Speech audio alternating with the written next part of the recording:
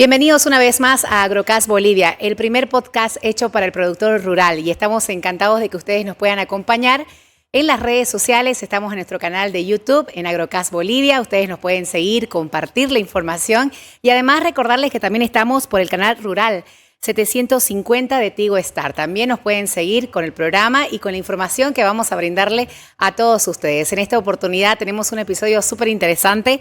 Vamos a hablar acerca de la planificación forrajera de pasturas en la época de invierno.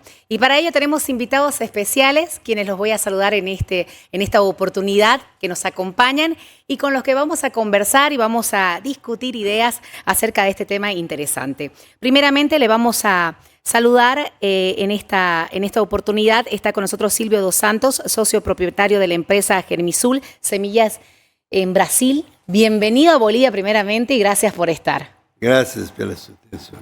Un placer. También está Mónica Baroma, como siempre, acompañándonos de Cuentas Especiales. ¿Cómo estás, Mónica? Muy contenta por esta invitación de participar con ustedes, siempre representando al productor, trayendo las consultas para ser resueltas y poder llevarles más información a todos nuestros espectadores. Y bueno, Leonardo Comastri también está con nosotros una vez más, aportando en el podcast. ¿Cómo estás, Leonardo?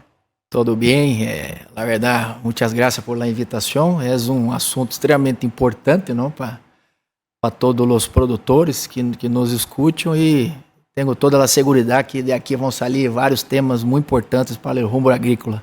Leonardo, gerente de producción forrajera, que como mencionaba, un tema muy importante para tratar para el productor y donde vamos a discutir ideas y vamos a tener mucho para conversar en este tiempo que está dedicado a Agrocast Bolivia. Una vez más les recordamos que estamos en las redes sociales, ustedes lo pueden compartir el material y de esta manera poder llegar a más personas. Vamos a iniciar hablando de lo importante que es este tema, sobre todo en esta época de invierno que ya va a llegar. Uno se planifica, uno se prepara. Planificar no solamente es una opción, sino que también es algo importante dentro del mundo del agro, ¿no? Alguien que quiera comenzar con lo importante que es planificar para esta época de invierno. Bueno, yo pienso que nosotros ya vamos ir para el mes de marzo, ¿no? Entonces, la verdad, todo productor de pasturas, sea para pastoreio, sea ensilaje, sea um produtor de granos, ele tem que se preparar para os desafios que vêm em las épocas seguintes, ¿no? ¿Por qué el invierno es crítico? ¿Por qué el invierno es preocupante? Porque é onde se barram os factores de produção das principais forragens que nós ocupamos, não, como fonte de alimento para os animais, não? Então, estou falando de temperatura, estou falando de fotoperíodo, não? Regime pluviométrico, ou seja, lúvias, não? Temperatura, tudo isso vai impactar em el sistema como um todo, e as plantas de forragem as gramíneas, não, vão sofrer com esses déficits, não? Então isso temos que tomar em conta para que possamos cada vez mais produzir melhor, para que em esta época não possamos sofrer tanto. Entonces, ¿qué es lo que sucede? En la época de aguas, el pasto está verde, el productor está feliz, pero ya es costumbre de nosotros decir que el invierno se planifica en verano. Entonces, estamos en el momento ideal de guardar forraje para el invierno, para la época seca, de empezar a planificar la lotación, la cantidad de animales que voy a tener por lote, por potrero, qué potrero voy a dejar de pasto diferido. Estuvimos conversando antes de que inicie el podcast con Silvio. Él tiene muchísima experiencia en esto. Entonces, yo quisiera dejar el contexto. Entonces, estamos saliendo de esta época donde el pasto está verde, vamos a entrar donde el pasto empieza a caer de calidad. ¿Qué debemos hacer? Aquel productor productivo que genera lucro en su propiedad, que quiere mejorar su ingreso, su índice pecuario, ¿qué tiene que hacer en este mes de marzo, donde todavía tenemos lluvia, pero ya sabemos de que se nos viene la época seca? Claro, porque debe anticiparse a esa crisis que puede existir dentro de lo que es el invierno. Silvio. Exatamente. Então, complementando algo, eu penso que hoje, com o mundo competitivo que é o nosso agro, né? Que estamos muito competitivos, temos de mirar a nossa finca como uma empresa, né? E com isso temos alguns fatores importantes, como planear para esse período crítico, que é o inverno, e fazer medidas preventivas, né? Não, porque infelizmente ainda muitos ganadeiros ainda vão na sorte, né? E que Deus o ajuda quando chega o problema. Então tem alguns aspectos que, e esse planejamento, às vezes, principalmente a hora que muita gente ainda vai estabelecer pastizales, pastos novos, é importante que e há conhecimento para isso, a Topec tem técnicos capazes para orientar quais são as principais variedades que podem ser sembradas no período de chuvas e no período de seca para ter os melhores resultados. Então, temos de mirar o clima que vai se adaptar a essas variedades, o suelo que se adapta, porque há variedades que funcionam com o sistema radicular mais adaptado em solo arenoso. Aqui temos solo muito siltoso, muito arcilhoso.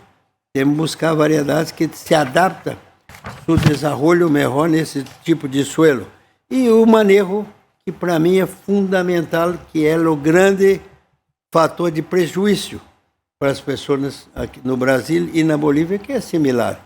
Então, esse aspecto é importante, que se determina variedades que se adaptam ao solo, ao clima e que seja feito um manejo adequado. Aí depois podemos falar um pouquinho quais as principais características desse manejo para sostener um bom rendimento. Usted menciona que es muy similar a lo que pasa con Brasil. Sí. El clima de Bolivia, bueno, por lo menos esta zona de Santa Cruz, ¿no? Essa zona de Santa Cruz é muito similar à região de Campo Grande, onde eu vivo. Muito similar a Mato Grosso do Usted Sul. está hace 40 años, ¿no? Viviendo en Campo Grande. 46, porque eu tentei me quedar mais jovem, 6 anos, você me perguntou agora. Claro, sí, me estaba preguntando. Bueno, y me hago un paréntesis a todo esto porque es importante que conozcan un poquito más de él, ¿no? De Silvio, que nos menciona que ya más de 40 años viviendo en Campo Grande, pero él es de Minas Gerais, ¿está bien pronunciado? Sí. De Minas Gerais. Me gradué en Viçosa. Y coincidentemente es la escuela donde se formó Leonardo, ¿no? Sí. Exactamente. Yo fui alumno abuelo de él. Y miren todo esto. ¿Y cómo llega a Bolivia? Bueno, él me mencionaba detrás de cámaras acerca de que usted llegó a Bolivia como en el momento que vino la primera soya sembrada al país. Usted hizo el control de calidad, ¿no? Sí, yo era responsable por el control de calidad de la empresa Cepaco y traemos 60 vagones de semillas de soya, la primera soya sembrada en Santa Cruz, y yo vino para hacer la análisis de vigor, porque venía la primera experiencia, imagina, por tren, 60 vagones. Entonces llegaba acá, sacamos una muestra vagón por vagones, hacíamos germinación, vigor, para probarla. Esto fue en 1980. En la época de la feria, ¿no? En la feria de exposición, ¿no? Más o menos. Sí, fue más o menos na época de Fespo Cruz, ¿no? Que pasó. No, la empresa tenía aquí como representante na época Oscar Daza. Oscar Daza. Que foi nosso primeiro representante aqui na Bolívia. Y después, mira, de 80 para acá son 46 años. Y ha estado viniendo Constantemente. Y yo le tengo que preguntar algo. ¿Cuál fue su primera impresión cuando llegó a Bolivia? Sabe que empatía. ¿Você sabe por qué? A ver. Hoy yo trabajo en 16 países. Ya. Nossa empresa hoje ela é a líder de exportação de semilha no Brasil de pasto. E então, eu conheço a Bolívia mais pelos suelos, mais pelas fincas do que pelo turismo, né? E na verdade é a minha segunda casa, porque você imagina, né? 46 anos trabalhando aqui, né? Tenho 6 filhos, 2 netos que estão, de certa forma, foi com a plata que ganhamos aqui na Bolívia que ajudou a criar Ah, ya. esse tanto de hijos, né? Y por eso, qué bueno saber que la primera experiencia y conocer a Bolivia fue grato y además ahora trabajando tantos años y como él menciona, ¿no? Conoce más al país por la tierra, por el trabajo que por el turismo, ¿no? Sí. Y eso hay que resaltar bastante. Y volviendo al tema, ¿por qué le pregunté esto? Porque hay una comparación entre Brasil y Bolivia y él menciona de que es muy similar, ¿no? Y sobre todo la época de invierno que también se deben preparar en el país vecino, ¿no? Agora, tem um aspecto técnico importante, aproveitando o que você está dizendo, que é muito importante, é o seguinte: o clima é similar. Agora, há uma diferença muito grande, até hoje no treinamento que eu hice lá em Totopé, que estava descendo para as pessoas jovens que estão pensando agora na imprensa, é um aspecto que está relacionado com esse tema de hoje, muito importante, que é o seguinte: no Brasil, temos um suelo bueno fisicamente e malo quimicamente. Escute bem. Aqui na Bolívia, temos um solo malo fisicamente ou reverso. E bueníssimo quimicamente. Então, o problema é que esse quimicamente bueno, ele é através de análise de suelos, que mostra alto teor de fósforo, mas nem todo esse fósforo está disponível para as plantas. Então, temos um solo aqui muito melhor que no Brasil, a nível quimicamente, mas um aspecto novo que temos de estar mirando, porque até pouco tempo, 2, 3 anos, a gente buscava uma análise química do suelo para analisar a recomendação. Hoje, temos de fazer análise química, física e biológica. Por quê? Porque temos de buscar enriquecer o suelo, primeiro, nutrir o solo com micro-organismos para melhorar, dar a vida ao solo. Isso chama agricultura regenerativa. Nós precisamos regenerar. E o solo daqui, como dos Estados Unidos, que trabalhamos lá também, fizemos um trabalho de 4 anos nos Estados Unidos de cobertura de suelo, porque o solo dos Estados Unidos é muito similar aqui. Fértil, mas muito pesado, muito limoso, muito arcilhoso. Com isso, você tem alguns problemas. Solo físico. Solo físico. Você tem alguns problemas de quando chove 60 milímetros, há uma mal drenagem no suelo. Quando você se queda 60 dias sem chuvas, ele chega a trincar o suelo tão seco, como o daqui.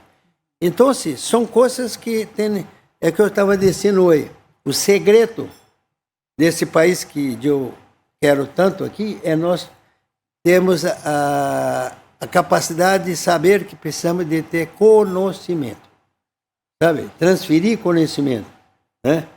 Hoje me perguntaram o que eu espero de Totopec e da equipe de técnicos da Totopec. Eu falei, eu espero que vocês tenham a capacidade de transferir conhecimento aos agricultores e ganadeiros de Bolívia, para dar continuidade que eu estou fazendo há 46 anos. Então, esse aspecto é muito importante, porque o manejo de suelo está relacionado com essas características de clima, suelo, né? E o manejo, quais são os 3 aspectos mais importantes? Porque fertilidade, se não tem, você mete, sabe? Água, temos aqui o suficiente. Então, agora, o manejo depende 100% do ganadeiro e é praticamente custo zero. É só conhecimento e praticar. E qual que é a ciência do manejo?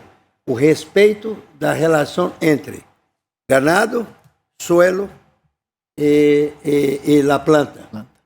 Sabe? Então, este manejo, quando falamos de manejo de suelo, estamos falando, temos de respeitar a relação entre o suelo que tenho, se ele é mais pesado, eu tenho que estudar o nível de pata de ganado que eu vou ter em termos de compactação.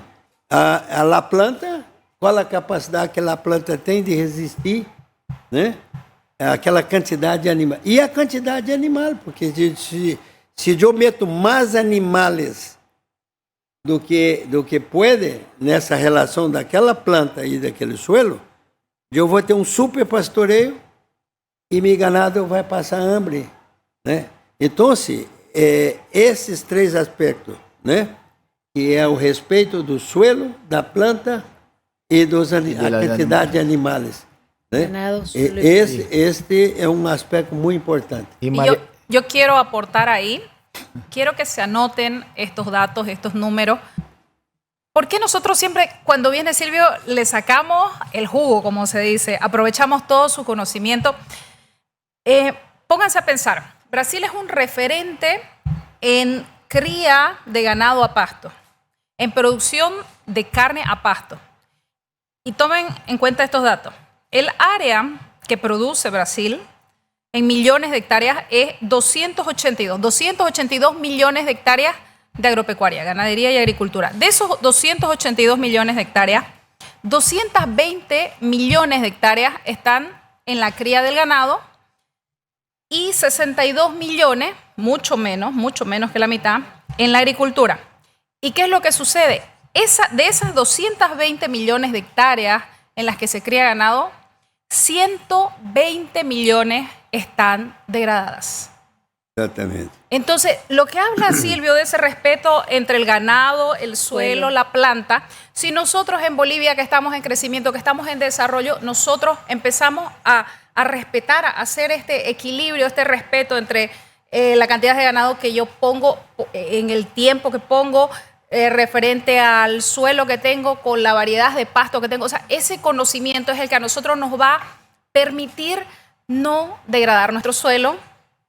Y ahora Brasil sabe el costo de tener que recuperar esas áreas es muchísimo mayor. Claro, es mucho más difícil recuperar, que es más fácil protegerlo, ¿no? Correcto. Entonces, sí, tener respeto a eso, ¿no? Cuando tenemos personas con tanto conocimiento como Silvio, nosotros tratamos de cuestionar, preguntar y avanzar hacia una productividad equilibrada en nuestros sistemas. Así que eso quería aportar, esos datos. No, y es importante, Mónica y Leo, porque ese es el objetivo de este podcast, ¿no? Y de todos los episodios de Agrocast Bolivia. Mantener una información, manejar la información y de acuerdo a esa información compartirla a todos los productores que están viendo este espacio, y no solamente a los productores de muchos años atrás, sino que también a los nuevos productores, porque es como menciona Silvio, que es importantísimo, Leo, poder capacitarse con conocimiento, ¿no? Perfeito, Maria Belén. E é interessante escuchar Silvio hablando, não? Porque nós outros, como você bem falou, nós outros venimos de uma mesma escola, não? E ele habla num tono emocionante, não? De trazer conhecimento. Não? Eu vou cumprir 8 anos que estou em Bolívia e eu me recuerdo incluso de la última classe de agronomia que tive na Universidade Federal de Viçosa, onde o maestro dizia assim: "Ustedes necessitam produzir alimento para o mundo, não é para Brasil, para o mundo." ¿Ya? Então, isso com nós outros queda muito claro que nós outros temos que levar esse conhecimento esses anos de experiência que tivemos em Brasil e também acá em Bolívia, levar para o pequeno, o mediano e o grande produtor, não? Porque é verdade, nós outros, até anotei aqui, o Silvio foi falando, anotei, nós outros estamos sob a mesma latitude. Não? Se vou pegar Santa Cruz da Sierra, Campo Grande, momento que é onde é a base de Germisul, então estamos sobre o mesmo clima, basicamente, não? Estou falando de temperatura, estou falando de regime de lluvias, todo, pero realmente os suelos cambiam, não?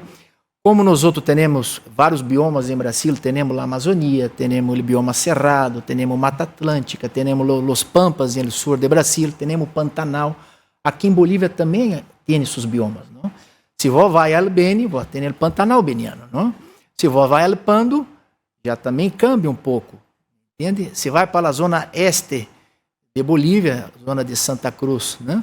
Zona este já é uma zona mais similar, quase um Chaco, por isso já lhove um pouco menos, já são suelos pesados.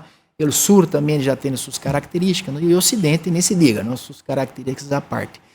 Então, saber o que passa com cada uma dessas áreas, desses biomas, é extremamente importante.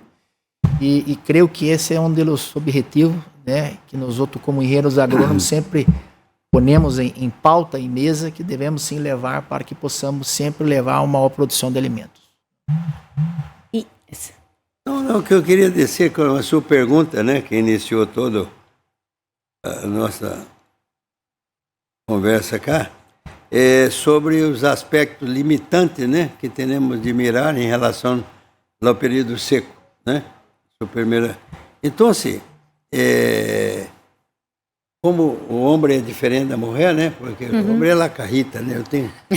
Se sai da carrita antes, né? Cada carrita tem um aspecto, né? A mulher tem 200.000 cositas na carrita. Então, eu tenho um aspecto importante que quando nós miramos os aspectos que eu digo, solo, planta e animais, esse é a primeira estratégia de planejamento que temos de pensar para nossa prevenção contra o período... Contra não, para produzirmos algo ou não perdermos peso dos animais no período seco. Então, se você mirar cada item, por exemplo, vamos mirar, eu tenho a planta. Yeah. Sim?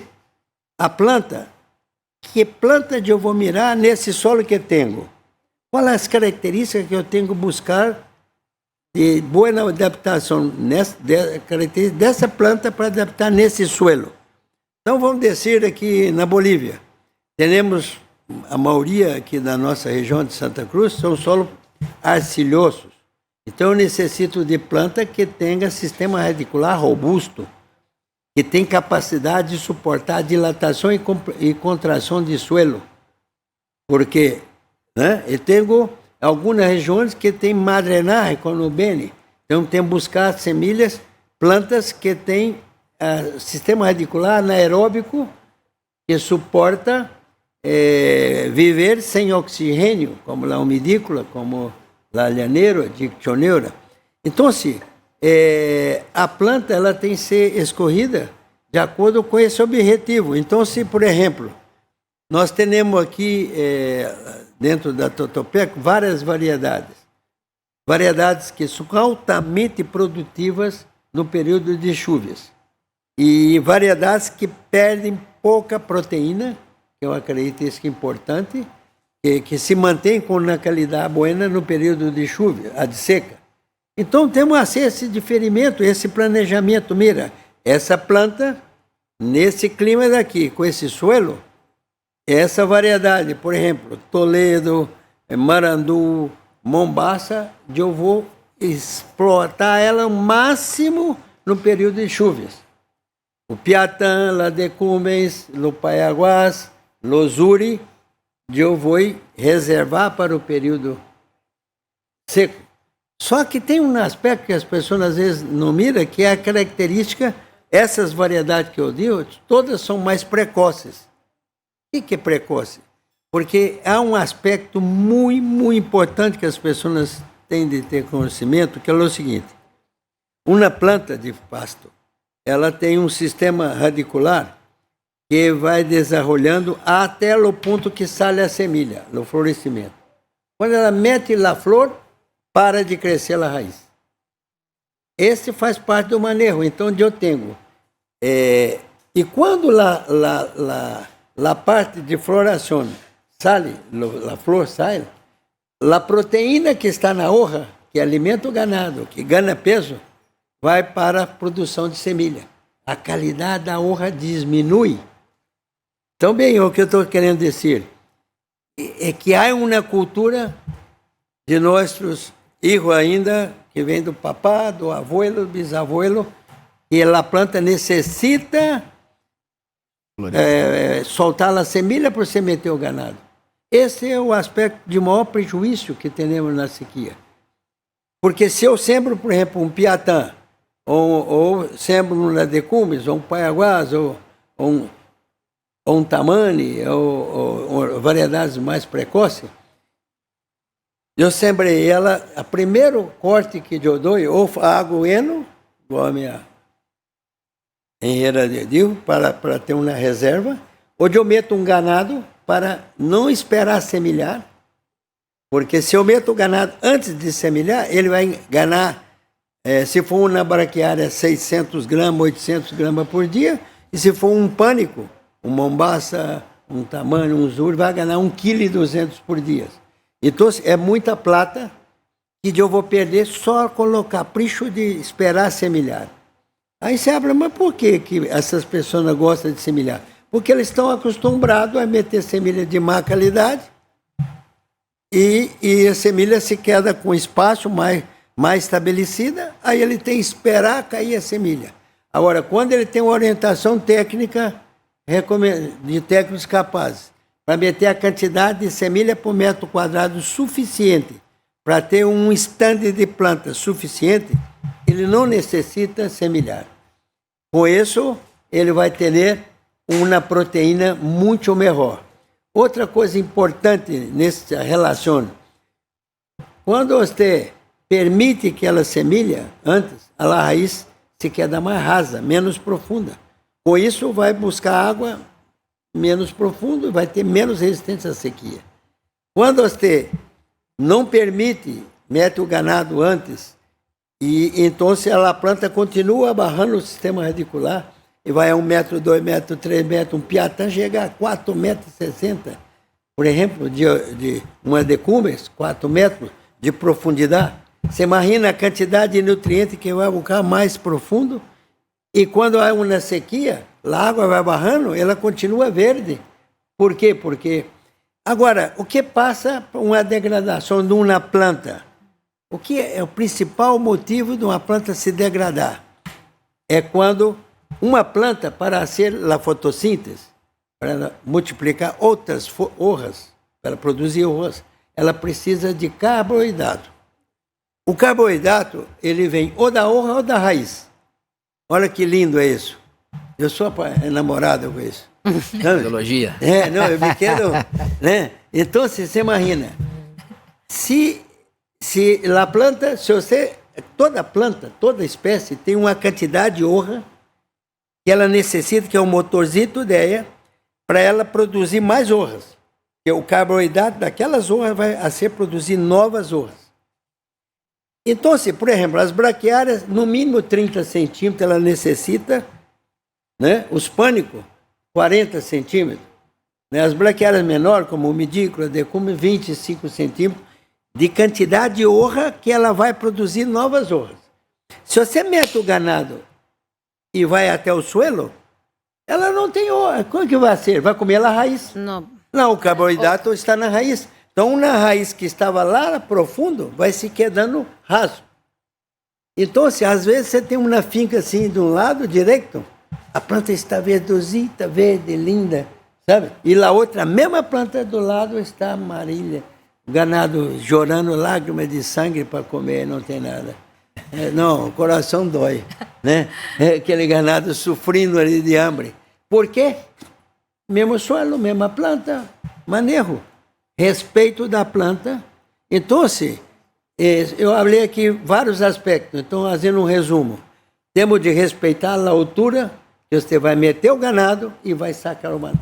Então, quando falamos assim, mira, um pânico, você vai meter o ganado com 75 centímetros de altura. O que significa? Você está com o máximo de proteína. Onde vai ser? E vai sacar com 35 ou 40, significa que você não vai permitir que a planta vai comer a raiz, vai utilizar a própria hoja. Então, esses detalhes são detalhes que nossos técnicos de Totopec têm suficiente experiência para orientar nossos clientes e nossos... Mira como é interessante o tema do conhecimento. Não? Nós necessitamos saber, aprender a mirar na natureza. Não? Estudiarla, ¿no? Estudiarla, aprender muitas coisas que eu, obviamente, aprendi com o Silvio, também de experiência de campo, foi observando a natureza. E charlando com o personal também que trabalha em el campo, também que já está acostumado com uma determinada propriedade.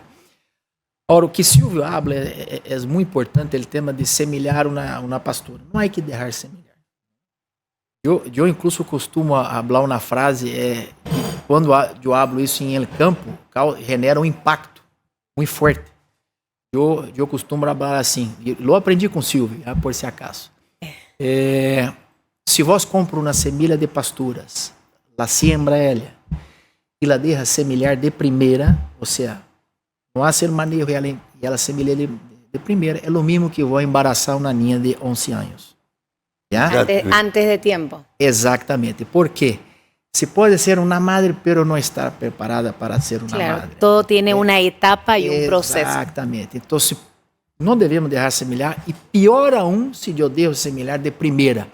Aí sim que é um desastre, porque não tem um sistema radicular todavia bem desenvolvido, sua morfologia aún não está completa, ou seja, todo há um ciclo para isso. Ok? Por exemplo, Silvio comentou de la braquiária brisanta cultivar piatã. A piatã, nós outros temos uma experiência ímpar cá em Bolívia, que quando você siembra ela, se você deixar semelhar, ela queda um macolho assim, feio, entendeu? E há espaço entre plantas.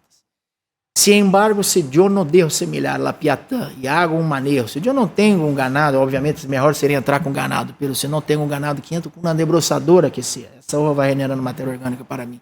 Eu não devo a piatã semelhar de primeira, ela cambia a sua morfologia, ela vai cambiar a sua morfologia, ela vai cobrir melhor o suelo, os perfilhos, porque a unidade de produção de um pasto não é mais semilha.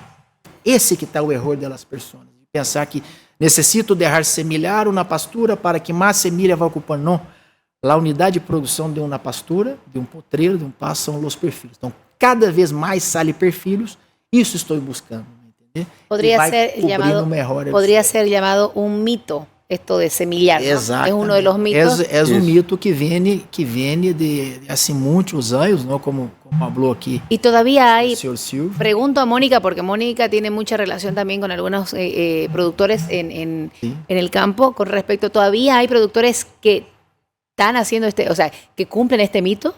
Claro que sí, incluso productores, agricultores, que no manejan su cobertura a tiempo. Esto lo voy a recalcar porque es súper importante, lo vuelvo a repetir, lo que nos estaba enseñando Silvio, que la raíz va a parar de crecer, va a parar de profundizar, de buscar humedad y nutrientes en el suelo cuando empiece a sacar su inflorescencia.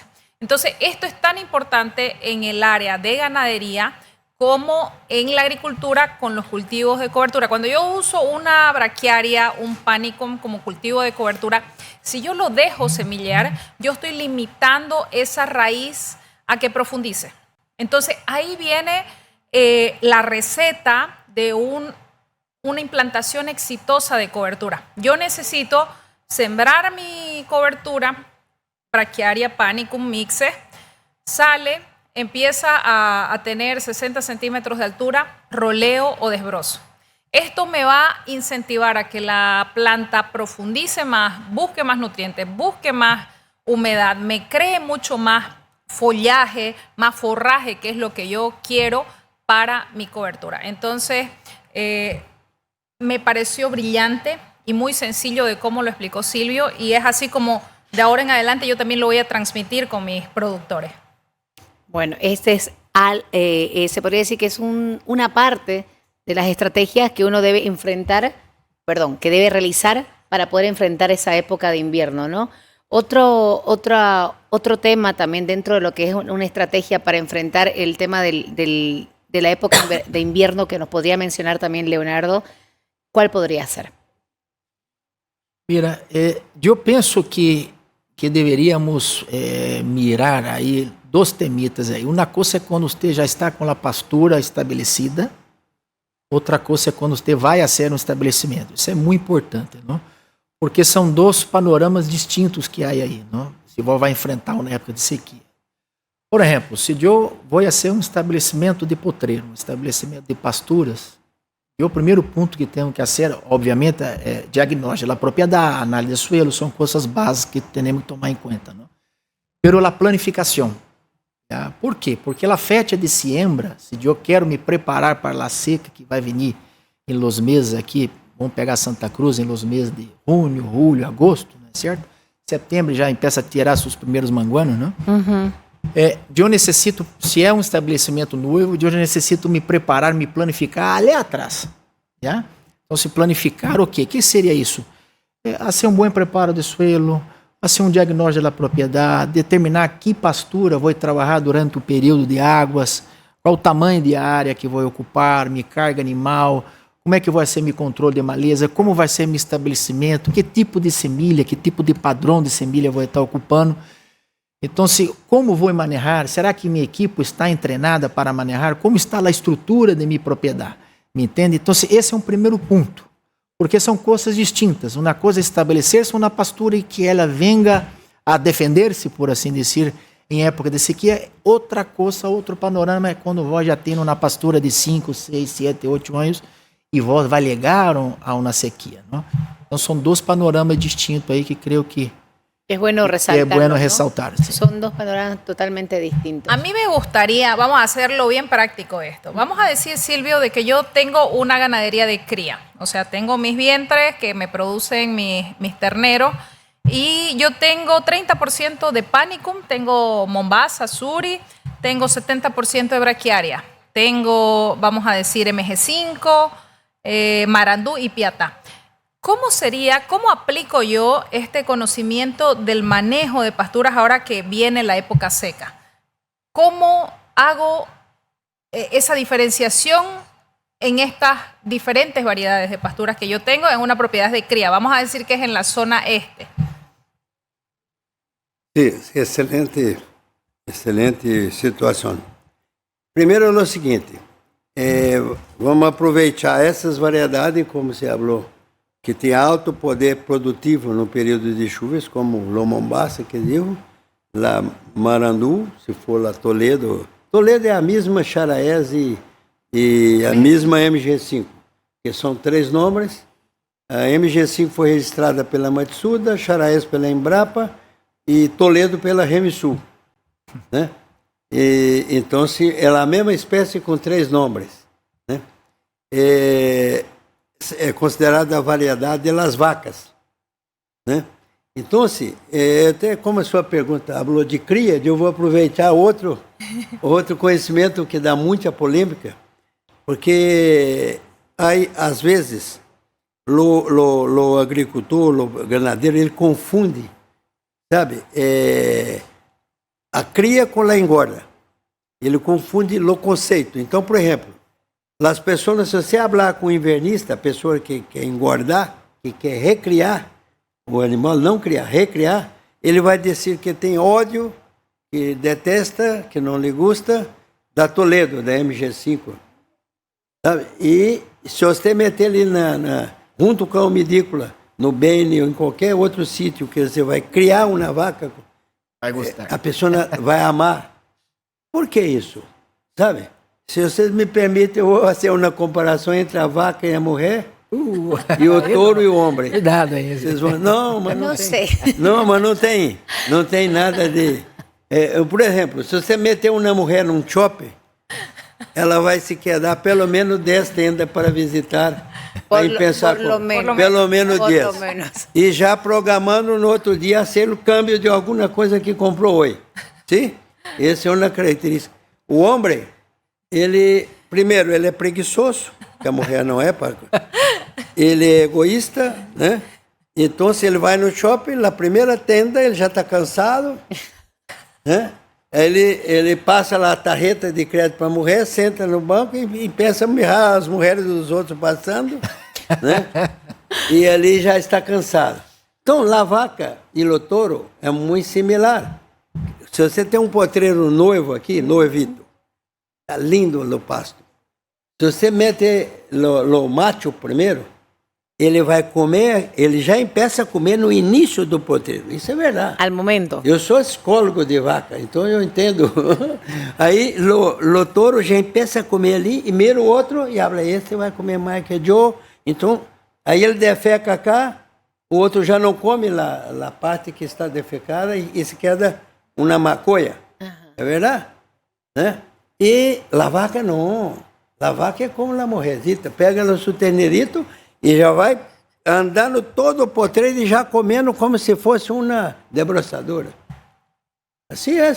Então, por quê? Porque é o espírito de investigação e do sexo feminino. Hace un reconocimiento. Um reconhecimento da área e come parejo. Então, você pega uma braquiária como a Toledo, que ela tem um crescimento, e o ganado macho come só a punta, a parte de baixo está com menor qualidade. E sequer. Então, agora, quando é para cria, que é a vaca, ela é perfeita.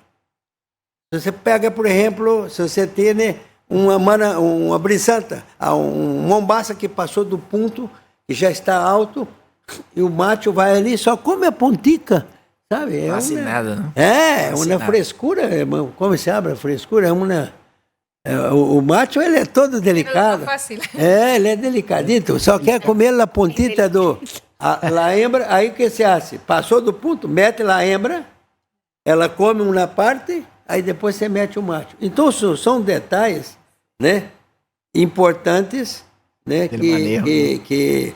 Aí, quando você chega no período de sequia, como ela deu, aí eu vou utilizar o mipiatã, minha decumes, meu zuri, né, meu tamani, que são pastos que vai perder menos qualidade. Vou dar um exemplo prático.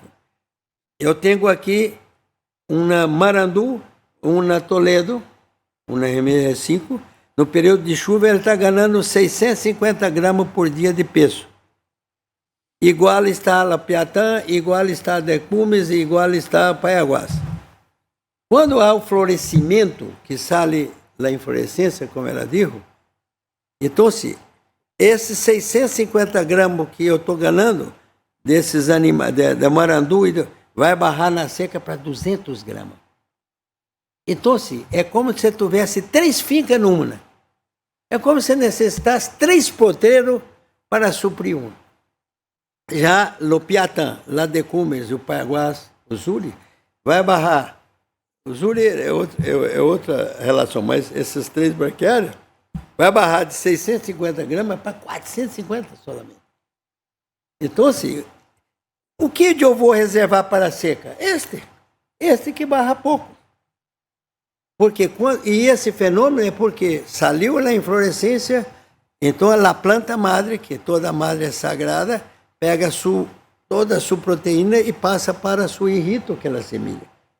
E a sua estrutura, seu corpo é sacrificado. Né? Você viu que drama? Né? A própria planta madre sacrifica seu corpo para a produção da semilha. E o ganado, quando vai comer a planta, está mala, porque ela está flaca. Uma comparação muito acertada. Né? Então, o que ela está querendo dizer, essa oportunidade de falarmos junto, é isso. É você saber quais as plantas que você vai bater forte, né? No período de chuvas e quais vai reservar para o período de sequia. E o que ela falamos antes, que foi, né, e já estamos fazendo isso em algumas fincas aqui, se hace eno, porque você pode sembrar esses pastos que têm alta capacidade de rebrote, né, como a mombaça, por exemplo, né, como o zuri, né, como o tamani, que dá um excelente eno. Você assa o eno, armazena para sequia, ele rebrota e você mete o ganado. Na reserva, é o uso de reserva.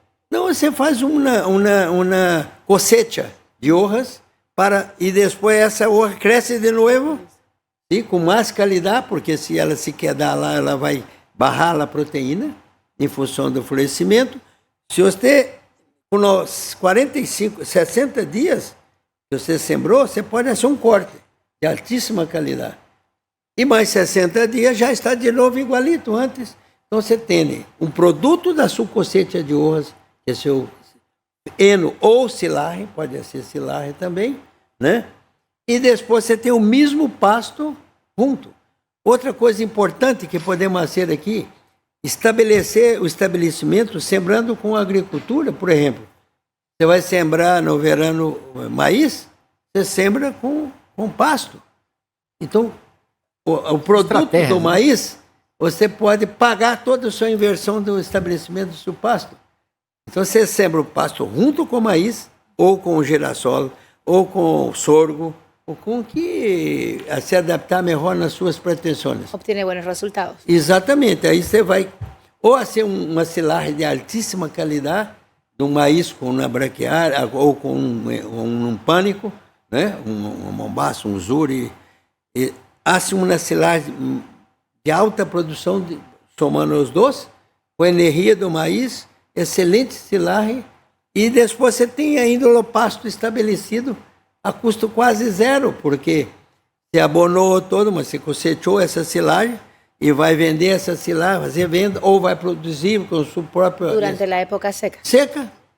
Me explico? Então, você estabeleceu o seu pasto, produziu comida para seca e com essa silagem você paga toda a sua inversão de estabelecimento do pasto, que vai durar quantos anos? Então, são estratégias que podemos melhorar a produtividade aqui no país. É uma estratégia super interessante, Maria Belém, porque o sistema integrado de produção é quando você obtém o máximo de optimização de um uso de uma área, por dizer, não? Você tem aí sucessão de cultivos, integração, por dizer, rotações em alguns casos que vai quedar alguns anos, mas a integração, sim, como dijo Silvio, não? Ela pode produzir, não pode produzir silagem, incluso pode produzir granos e vender esse excedente de sua produção, e com essa plata você já pagou toda a sua reforma ou estabelecimento de uma área, não? E um pouquinho do que falou Silvio, eu penso que o produtor ele tem que ser um arquiteto do campo, não? Porque é certo que nós outros, como técnicos, passamos o conhecimento ao produtor que para ser a eleição de uma variedade tem que mirar a topografia, não é certo? Tem que mirar qual categoria animal, tem que mirar a fertilidade do suelo, tem que mirar quanto llueve essa propriedade, mas o objetivo também, que é o que nós estamos charlando acá, de produzir, que necessito, que tipo de pastura vou ter para a minha época de seca, não? Então, se obter semilhas de variedades que já são consagradas para a época de sequia é muito importante. Silvio comentou, por exemplo, de La Paiaguás, não, Silvio? La Paiaguás, para mim, é uma braquiária brisante espetacular, porque há uma coisa que se chama estacionalidade de produção, quer dizer, quanto, simples, não? Vamos fazer uma charla simples, é quanto ela produz em água e quanto ela produz em seca. Os pânicos produzem muitíssimo em água, liga a sequia, barra muito sua produção, certo? Sin embargo, as braquiárias já é mais tranquilo a curva do gráfico, por dizer assim. Agora, a Paiaguás se destaca, entendeu? Obviamente, me gusta muito a Piatã, me gusta muito a Decu, mas a Paiaguás se destaca porque ela tem sua produção em época de seca também, não? Então, são estratégias, não, como disse, de integração, mas são estratégias de eleição de variedades que vão levar o produtor a ter éxito em período de seca. Pero son elecciones que deben tomar los productores que tienen la información correcta. Y para eso era lo que estábamos mencionando desde un comienzo, ¿no? El conocimiento. Quienes también cuentan con el apoyo de profesionales como los que tenemos aquí también. Y eso es lo importante, ¿no? Porque la falta de conocimiento es cuando trae el problema en la época de lluvia, ¿no, Mónica? Sí, y ahí cabe recalcar que una de las grandes fortalezas que tiene el equipo de Totalpec por su experiencia, además de que contamos con especialistas, con Silvio, cosa que si no sabemos responder una pregunta, vamos, Silvio, necesito esto. Y las capacitaciones. Capacitaciones, o sea, la verdad que tenemos muy de cerca quién nos dé una mano en cuanto a conocimiento si nosotros no sabemos algo. Y justo hoy me pasó en la mañana, una clienta me dice, tengo este área para renovar, mira, quiero poner esto. Entonces, ahí empieza la mente y la experiencia a hacer la contraparte, ¿no? Mira, puedes hacer esto con esto, pero te va a limitar esto. O puedes hacer esta otra opción. Entonces, esa es una de las fortalezas que tenemos dentro de Totalpec, dentro del equipo de Totalpec. Ese conocimiento, esa experiencia, y que nosotros buscamos que el productor no solo encuentre lo que está buscando, sino lo que mejor se adecua a lo que él tiene y al manejo que puede hacer. Si es un productor que tiene grandes extensiones, no tiene muchas divisiones, que su manejo no es muy prolijo, yo no le voy a dar una variedad súper exigente en manejo, porque él va a estar renegando que se me pasó, que se me semilleó, que yo no tengo enrolladora para hacer rollo y ahora qué voy a hacer con mi pasto pasado. Entonces, la experiencia, todo ese bagaje de conocimientos y el acceso que tenemos a los especialistas, la verdad que hace que Totalplay se mantenga vigente en la empresa líder en establecimiento de pasturas y de cobertura también. Mônica, a Mônica podia dizer algo importante que você pensou antes em relação ao aproveitamento da safrinha de ganado na agricultura, que são pasto jovem, produtivo. Podia dizer que é uma estratégia também de sair desse problema da sequía, aprovechar o próprio estabelecimento. Bueno, aquí viene un tema muy importante. Los agricultores están en una situación bien complicada ahorita. Hubo sequía durante el mes de enero, durante el mes de febrero, rendimientos han decrecido en cuanto a sus granos. Quien tiene ganadería tiene una opción de mejorar su productividad. O sea, el agricultor que tiene ganadería también. Y ahí viene la oportunidad de hacer una entresafra, que le llaman, y esto lo voy a lanzar aquí por si alguien quiere ensayarlo. Hablábamos de cuál sería una variedad que se adapte muy bien a un periodo corto para establecerse y que me dé un buen forraje para el invierno. Y hablábamos de Mix regenerativo. Del mix regenerativo. El mix regenerativo tiene decumbens, tiene piatá, tiene rusiciencia. O sea, 2 de ellas son rastreras, agresivas en la germinación. O sea, lo sembró con poca agua, germina, se establece rapidito. Y de ahí está la piatá, que ella, aunque sea un poco más lenta en establecimiento, es la que tiene la raíz más gruesa y profundiza más. Entonces, aunque la decumbens y la rusiciencia ya sientan la seca, queda la piatá verde por más tiempo y me da más calidad de forraje. Entonces, en 60 días yo ya tengo una calidad de forraje que me va a proteger el suelo y que me sirve para alimentar a mi ganado. Y descompacta. Descompacta el suelo, hace reciclaje de nutrientes, me crea un microclima, me ayuda con la microbiota del suelo. O sea, y justo estaba antes del podcast, estaba conversando con un cliente porque me dice, Mónica, quiero mix regenerativo para poner con mi girasol. Ya, perfecto. Le paso la cotización y me dice, pero queda diferente el precio, queda un poco mayor a que si solo pongo rusiciencia. Entonces ahí le dije, ya estamos en marzo, usted va a cosechar dentro de 20 días, no sabemos cómo van a estar las lluvias, usted prefiere sembrar solo una variedad que sería el rusiciencia, que capaz y patalea si le falta agua, o prefiere el mix regenerativo donde tiene tres diferentes braquiarias con diferentes características. Es como que diversifica sus posibilidades, incrementa sus posibilidades de un establecimiento. Sus chances, ¿no? Sí. Entonces la pensó y me dijo, ya, usted manda. No. Entonces, así el conocimiento, ¿no? En realidad lo único que hice yo fue decirle, bueno, si usted va por este camino va a obtener esto y si usted va por este otro camino va a... Y algo que mencionas, y muy importante también resaltar, y me imagino que muchos productores han pasado por este momento tan difícil como lo menciona Mónica, valga la redundancia, es la época que se supone que era de lluvia. Muchos productores han sufrido sequía. Entonces es la preocupación que hay, porque, a ver, conocemos un calendario en el tema de las lluvias, el tema de la sequía y todo esto, pero el clima causa estragos. A veces no sabemos cómo, hay muchos fenómenos, y lo hemos conversado en otros episodios, el estado climático en el que estamos ha traído problemas al productor rural, y en esta oportunidad mencionas algo que es importante, ¿no? Se supone que en la época de lluvia muchos productores sufrieron esta sequía, y entonces ¿cómo se preparan para el momento real, el momento del invierno, donde realmente va a estar seco? Yo estoy esperando ya que cosechen, porque quiero hacer la diferenciación de las áreas donde tuvieron un buen establecimiento de cultivos de cobertura versus áreas que no tuvieron. Entonces, no hay dónde perderse.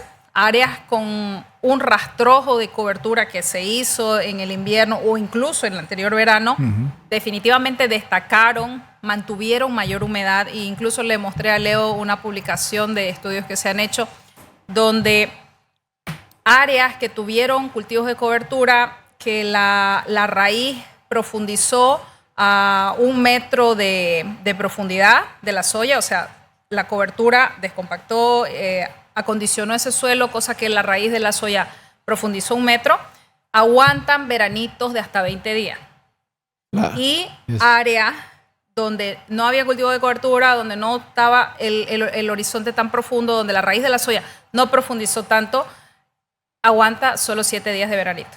Entonces hay un impacto, cada vez se ven más resultados de estudios que se hacen, el productor lo está viendo en el día a día y sucede lo mismo con la ganadería, porque al final de cuentas tenemos que pensar en las pasturas como un cultivo. Claro, e há um mito aí também, não, Mônica? Porque eu já escutei também alguns produtores dizer assim, não, pero para que vou a sembrar um mix regenerativo se em um ratito mais eu vou a dessecar todo, não? Pero vou estar jogando com a chance que falou Mônica, não? A ausência é uma, o mix são 3, então se aumenta a tua chance, aumenta a tua probabilidade de ter êxito. Me entender? Passar por um período de sequia, nós outros sabendo, estava charlando outro dia com um técnico de Santa Cruz e falávamos que como que o clima ha cambiado e a cada ano vai ser diferente, me entender? Agora, por exemplo, eu estava vendo as notícias, pareciera, não, Silvio, isso eu estava mirando que El Niño, por exemplo, se vai se intensificar muitíssimo agora e a tendência é que intensifique mais aún em agosto, setembro. Então, se mirar isso, que impacto isso vai generar para nossa agricultura, me entender? Es por eso que se debe trabajar anticipadamente, ¿no? Exatamente. Y uno tiene que prepararse para las consecuencias que pueden venir con los cambios climáticos que hay, sobre todo el productor rural, ¿no? Verdade.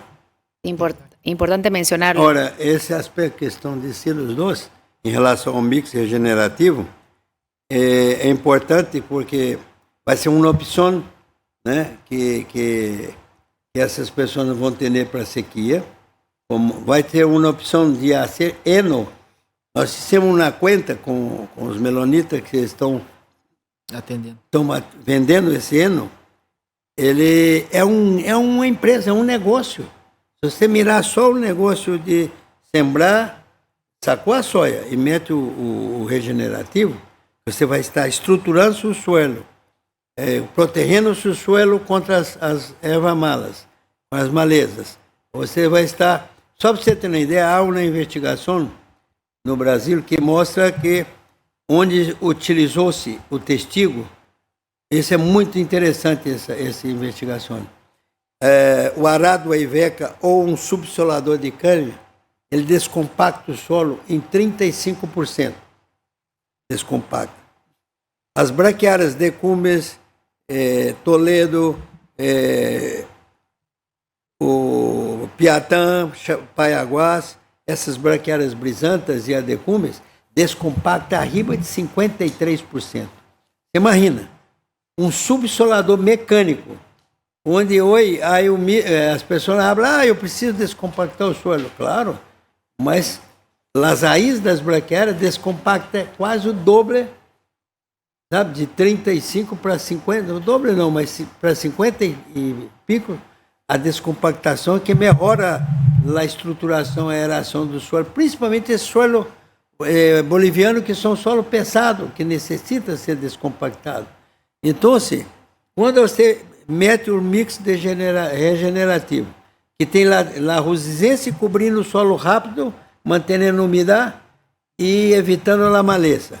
Lá decumbes combatendo nemátodos, que abarra o índice de nemátodos de galho ou de cisto, e o piatã subsolando o solo. Né? Então, quando você junta essas três, e demais que você pode fazer heno, assa o heno, aí depois ela rebrota e continua o ciclo, e esse heno você paga toda a conta também. Isso nós fizemos lá a conta com os melonitas, quanto que eles vendem cada heno, não meti para vendendo a metade do preço, ainda pagava lá a conta. Então, opções importantes para o agricultor. Opciones que son solución. Y prevención también. Todo suelo que tenga de compactación hasta 2.5 kilopascales puede ser descompactado tranquilamente con braquiarias, con cultivos de cobertura. todo lo que suba arriba de 2.5 kilopascales de compactación en el suelo ya necesita subsolador más cultivos de cobertura. Cuidado, estén subsolando y no pongan cultivos de cobertura, porque ahí sí su suelo queda peor. Entonces, les dejo este dato para aquellos productores que tienen áreas nuevas, que desmontaron áreas nuevas y que quieren ahorrarse a mediano o largo plazo ese pago del subsoleo. Es caro, se necesita maquinaria pesada con hartos HP, harta utilización en combustible. Entonces, mejor que eso, poner una cobertura. Previene la compactación, mejora su suelo, estructura su suelo, le deja la cobertura, incluso puede quedar una renta vendiendo rollos, como decía Silvio, pastoreando ganado. Entonces quiero posicionarlo como cultivos de cobertura, como una prevención para gastar más adelante en manejo de descompactación de suelo. Ahora, yo quisiera que ustedes mencionen, ustedes como expertos acerca de este tema, el tema de las herramientas de monitoreo que se necesitan para poder realizar durante este mes de marzo, ¿no? Porque como uno se está preparando para la época de invierno, es necesario herramientas de monitoreo. Y ahora con la última tecnología que tenemos, estamos hablando de imágenes satelitales, estamos hablando de drones, quizás son accesorios o instrumentos que son necesarios en la actualidad. Perfeito. Sobre esse tema aí, é interessante, Maria Belém, porque eu sempre escutei falar assim, a tecnologia está para todos. Né? Sim. Incluso há gráfico que habla assim da tecnologia que é ocupada em la agricultura versus a tecnologia que é ocupada em la ganaderia. E é brutal a diferença. Quando nós outros vamos para a agricultura, já empieza com as tecnologias de aplicações, ¿no? de los defensivos agrícolas, por dizer assim, ¿no? Pero las imagens satelitales, o tema de drone, todo, a agricultura é grande que impulsiona isso. E por que não a ganaderia não se beneficiar-se disso também, se a tecnologia está aí? Será porque o tema do custo? Ou por um tema de conhecimento? Eu creio que é começar. Creio que o ganadeiro tem que começar a buscar mais o conhecimento, buscar mais essas tecnologias, estar a parte de que significa cada uma, e entrando um pouquinho nos méritos das gramíneas de forragem para a época de sequia.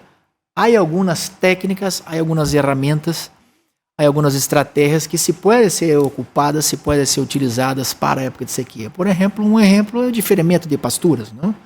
Então, vocês dizer, vós liga um período de março como esse, março e abril, nós outros já estamos quase, ou seja, março aún tem as lluvias, não? Pero já vamos quase já cerrando o grifo aí por abril, por decir, não? Já vai cerrando o grifo, então já é. Como está minha taxa de ocupação? Como está minha carga animal? Como estão meus potreiros? Será que minha mante é aumentado ou não? O que causa a compactação que falou Mônica aqui não é a pata del ganado, é a falta de planta por metro quadrado. Então, se a cobertura entra muito bem nesse ponto. Então, se eu penso assim, preparar-se, há tempo todavia. Então, se mirar bem como está a carga animal, a taxa de ocupação e já ir mirando o mercado, como está o preço de ganado, preço de venda, não é certo? Preço de compra, todo isso se posicionando bem em mercado e já ir dando um descanso a esses potreiros, não? Já ir se preparando. E aí, por exemplo, de ferimento, vou deixar essa pastura crescer e deixa ela, vai vedar essa área que vai ser ocupada quando está em sequia, não? Que acá se chama de heno em pé. Não é certo? Então é um exemplo de uma ferramenta que se pode ocupar para essa época de seca. Yo quisiera aportar ahí con el tema de control de malezas. Importantísimo en esta temporada, que ya una vez pastoreado, lo que te quedan son las malezas. Es más fácil visualizarlas. Entonces ahora con los drones es mucho más fácil identificar qué tanto está infectado de malezas mi potrero. Utilizar drones para hacer la aplicación de estas áreas más afectadas previa evaluación. Entonces, las herramientas las tenemos. Ahora es mucho más fácil conseguir servicios de aplicación por drones. Ahí no hay necesidad de tener un suelo bien nivelado ni limpio de raíces, que era siempre la excusa, ¿no? Ay, no puedo entrar a fumigar porque no chafreé bien y se va a fregar mi maquinaria. Ahora con los drones ya no hay esa excusa. Entonces, es tecnología que definitivamente nos va a dar una mano en tener potreros de calidad, forrajes de calidad, que estén limpios de maleza, que estén bien establecidos. ¿Cada cuánto se puede monitorear? Porque hay mucha crítica con respecto al tiempo del monitoreo del campo, o sea, de la zona, ¿no? Podríamos hablar de monitorear semanalmente, cada cuántas semanas. ¿Hay un tiempo? Não há um tempo fijo para manejar pasturas, não? Como hablamos acá, o Silvio comentou bem o tema das alturas. Não? Todo pasto tem sua altura de entrada e sua altura de salida. Então, é um método que já está balizado, já está, por dizer, homologado, facilitando a vida do produtor em relação ao manejo de pastura. Porque, tecnicamente falando, quando vou ter uma mombaça, por exemplo, que eu entro com 80, 90 centímetros, é dizer que ela está em sua ênfase total de absorção luminosa. Nós outros falamos 95% de taxa de interceptação luminosa, é onde ela está sua área fotossintética a nível standard, por dizer assim, né? Está em surplus. E aí ela vai sendo consumida, essa pastura, liga generalmente ela mitar 60%, de acordo com alguns sistemas, ou 50% dessa altura de entrada, seria a sua altura de salida. Então, se na mombaça você entrou com 80, 90, quando liga aí a 40, 35, máximo, eu saco o ganado, saco os animais. Então, ¿por quê? Para que pueda ter uma recuperação sem sofrer, porque todavia tenho uma área fotossintética dessas hojas que se quedaram em plantel de minha pastura, sem sofrer as raízes. Não é certo que foi um tema que foi comentado aqui hoje. Então, se não há um tempo fijo para manejo de pastura. Ou a ser um rotacionado. Exato. Porque lo rotacionado, vamos dizer que você está com 100 animais numa área X.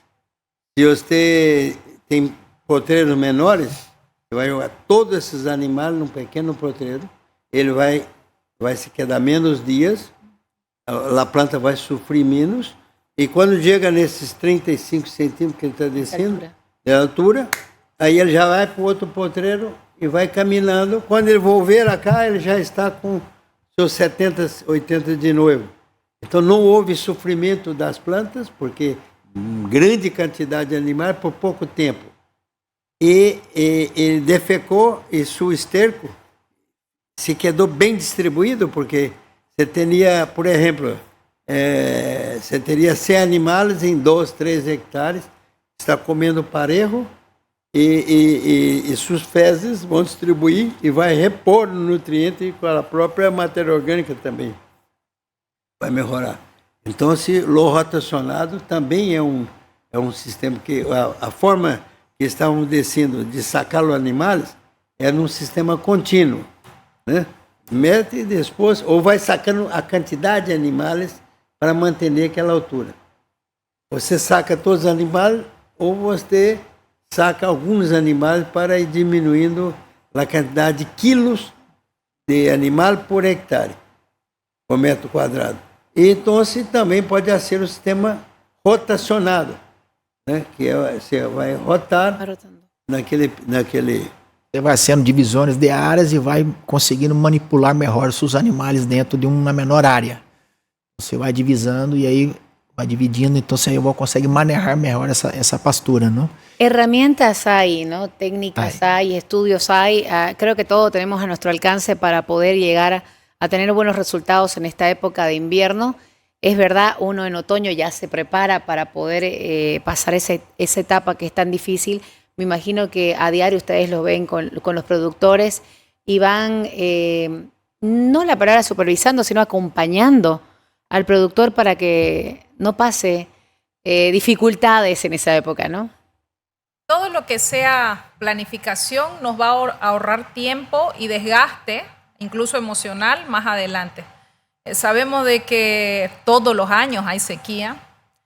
Algunas veces es más intensa que otras. Cuando se cortan las lluvias no sabemos cuándo van a volver. Entonces, más vale prevenir que lamentar, como se dice, ¿no? Entonces, El mensaje para los productores es, están en el momento ideal para planificar su reserva forrajera, para decidir qué pastura voy a hacer rollo en este momento o silo, para evitar ese semilleo y que bajen tanto de calidad, qué pasturas voy a dejar diferidas o como heno en pie para reserva forrajera en invierno, cómo voy a limpiar mis potreros, qué tanto de maleza tengo. Entonces, este es el momento ideal de evitar dolores de cabeza para el invierno. El invierno se planifica en otoño. Exactamente. Silvio, estamos casi llegando al final de lo que es este podcast.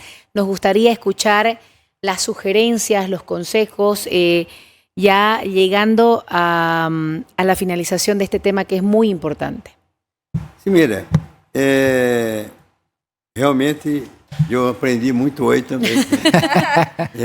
Agora, há um detalhe importante que eu creio que não falamos sobre isso, mas eu e ela estudamos isso há alguns anos, que aqui na Bolívia temos um problema muito sério que chama manchas calvas. Esse é um problema que nós já estamos investigando há algum tempo com alguns agricultores. Essa é uma limitação muito forte, tanto na ganaderia como na agricultura de Bolívia. E as pessoas que querem praticar isso com o departamento técnico, que nós já estamos esgotados de estudar há muitos anos, e que é um aspecto muito importante.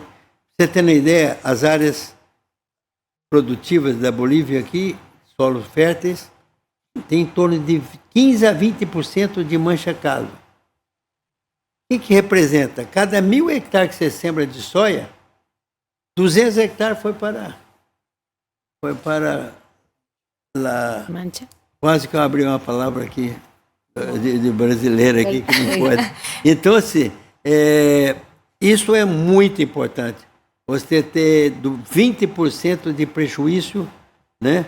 Então, esse é um aspecto que eu creio que vale a pena até numa outra oportunidad hablar sobre ese tema. Yo creo que para tu próxima venida ya vamos a tener resultados de algunos productores que han estado implementando estrategias para combatir manchas calvas. La cuestión es que recuerden de que lamentablemente no somos una institución de investigación. Entonces, si viene un productor y dice, bueno, yo tengo este problema, y nosotros le decimos, bueno, le proponemos hacer esto, hasta que salgan los resultados pudo haber pasado de todo. O sea, le entró el río, cambió de estrategia, era agricultura, lo hizo ganadería, era ganadería, lo hizo agricultura. Entonces, llegar a conclusiones, la verdad que es lento, pero yo espero que para la próxima venida de Silvio yo tengamos resultados más concretos de áreas donde se han hecho manejos específicos para eliminar estas manchas calvas. E esse ponto eu toquei nele em função da sua pergunta, porque eu fui allá para... Então, assim, o que passa? Como temos esse problema sério, e temos o problema da sequia, eu creio que, em função do que já estamos estudando, podemos aproveitar o controle dessas manchas calvas, produzindo alimentos para descansar ela e produzir alimento para o período seco. Porque o que seria a integração da ganaderia e agricultura. Então, assim, a minha sugerência é que já temos essa experiência em Brasília, em algumas regiões, até de Mato Grosso do Sul, onde estamos acercando o ganadeiro do agricultor. Então, assim, o que passa? Quando você acerca os dois, você produz o grano, depois vem o ganadeiro e pega a safrita, lá entre safra, e produz o ganado, e já está confirmado em investigação da Embrapa que quando você tem o ganado na área de agricultura, aumenta de 8 a 10 bolsas de 60 quilos por hectare. Então, o ganado aumenta a produtividade dos granos naquele período de entre safra. Então, eu creio que ou o próprio agricultor seja ganadeiro, ou que se acerca um do outro e ele saca proveito, sabe, das duas atividades. A integração, verdadeira integração, ganaderia y agricultura. Con resultados más óptimos. No, y ahorita me acordé de un caso de una productora. Ella es dentista, por si acaso, pero su papá le dejó una propiedad. Entonces ella dice, esta propiedad la tengo sin ocupar, sin que me genere ningún ingreso, ¿qué puedo hacer? Entonces ella llega a la oficina, conversamos, y la estrategia más práctica para ella era recría de animales. Entonces definimos una estrategia de sembrar pastura, y ahí viene la inteligencia, ¿no? Ella me dice, ya, después de que charlamos, me dice, bueno, ya conseguí la solución. Se alió con un ¿Agricultor? Un señor que presta servicio, o sea, el señor tiene la maquinaria y todo. Hicieron un contrato en el que el señor sembraba maíz y le sembraba entre medio del maíz el pasto de la señora. Entonces, absorbía la señora el costo de la implantación gracias al señor que le hacía el servicio, como habían hecho un negocio. Entonces, el señor que le hizo el servicio saca el maíz y ella con el pasto. Un costo barato, práctico, y ya para abril que se coseche el maíz, la señora va a tener establecida su pastura lista para recibir animales para el invierno. Ahí está el ejemplo, ¿no? Sí. Claro ejemplo que usted mencionaba, Silvio, para que el productor rural lo tenga en cuenta, ¿no? Sí, entonces esta fusión que trae buenos resultados. Quien quiere hacer algo, encuentra la forma. Creo que ese es mi mensaje. Hay que ponerse creativos en esta época donde los costos están altos, donde no está nada fácil el movimiento, tanto en la agricultura como en la ganadería. Pienso que uniendo fuerzas, yo tengo esto, vos tenés esto, hagamos algo en conjunto, poniendo todo claro, llegando a estrategias bien pensadas, se puede hacer una integración agrícola ganadera inteligente y productiva. E nunca se olvidar de Totopec y Remesul, porque ahí es la suerte. Exactamente. Leonardo, para finalizar, las recomendaciones, las conclusiones que tengan. Perfeito, creio que hablamos bastantes temas importantes aqui hoje, não? Foi bem produtivo, não? Com bastantes, Sí, yo también tuve mucho conocimiento. Com bastantes informações. Eso que no hemos contado tanto chiste. Com bastante informações interessantes acá. Eu penso assim, uma sugerência que, a parte de incentivar a los produtores a se preparar para a sequia, tomar em conta esse assunto tão importante, é aprender a manejar uma pastura de acordo com uma variedade que seja mais tranquila, por dizer assim. Não? Eu vejo bastante pessoas começando em la atividade e já buscando de cara logo um pânico, não? E o pânico em relação às braquiárias é mais complicadito você manejar um pânico em relação à braquiária. A braquiária é mais dócil, é mais tranquila. Né? Então, Limpeza também de herbicida? Exatamente, limpeza também de herbicida. Então é mais fácil manejar. Então, eu penso assim, buscar essas variedades que são adaptadas à época de sequia e que são mais fáceis, mais dóceis de você poder manejar. Não? Por exemplo, se vou pegar o exemplo de Mombasa que nós outros demos aqui, não podemos barrar muito a altura de salida dos animais, porque barrar barro de 40, 35, porque você vai absorver muito das raízes. E tampouco deixar passar de arriba de 90, porque também é outro erro comum, não? Em época de sequia, então eu vou deixar meu pasto crescer, porque quanto mais alto, maior a quantidade. Aí é um outro erro também. Então, se vou errar por debaixo, vou errar por arriba também. Então, tenha sempre seu extrato ideal de pastoreio aí, que é onde vou ter maior quantidade de honra, relação lâmina foliar com a planta já melhorada, com o talho já melhorado, não? E de onde se abstrai maior proteína. Por exemplo, na Mombasa, ela está com 90 centímetros, que é a sua altura de entrada, e você derrou ela crescer a 1,10 m, esses 20 centímetros que cresceram não é honra que vai alimentar seu ganado, é talho, é lignina. Então, se isso barra sua eficiência, né?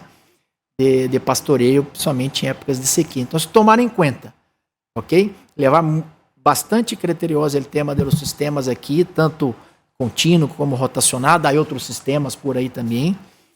E o manejo com braquiárias, empezar manejo com braquiária, creio que isso, incentivar-los a ser, porque sim, temos que nos preparar para a sequia, porque todo ano vai. Y hay tiempo todavía. Hay tiempo. Estamos en el otoño y lo pueden hacer, planificarse, proyectar lo que va a venir para la época de invierno anticiparse a los problemas que pueden surgir. Entonces es muy importante con la información que le brindamos aquí en el episodio de hoy, que hemos compartido la planificación forrajera de pastura para esa época. Queremos agradecer a los 3 invitados en esta oportunidad, pero también agradecerle muchísimo a Silvio, expresar la admiración que sentimos cuando usted viene y da esta exposición de temas que son importantes, ¿no? Uno va conociendo un poquito más y queremos agradecerle, Silvio, por estar presente. A su regreso vamos a tomar en cuenta otros temas más para poder compartirlo, ¿le parece? Graças pela atenção de todos vocês e a oportunidade. Estamos aí cambiando o conhecimento, né? Porque todos os dias estamos aprendendo. E espero que esses mais jovens aí vão continuar o nosso trabalho, né? E continuar transmitindo, né, conhecimento aos agricultores e ganadeiros de Bolívia para eles alcançar o que merecem, que é a alta produtividade, o melhor ganho para seus funcionários, toda a sua família, porque esse é o objetivo, né? Contribuir al desarrollo de la pecuaria de Bolivia. E este é o nosso objetivo. Gracias, Mónica. Gracias, Silvio. Gracias Una vez más, gracias, Leonardo. Muchísimas gracias. Espero que les haya gustado y hayan podido compartir esta información. Y la pueden hacer todavía en las plataformas digitales. Ustedes quieren compartirla con algún productor rural, también lo pueden hacer en Agrocast Bolivia. Muchas gracias por su atención. Nos vemos hasta el próximo episodio.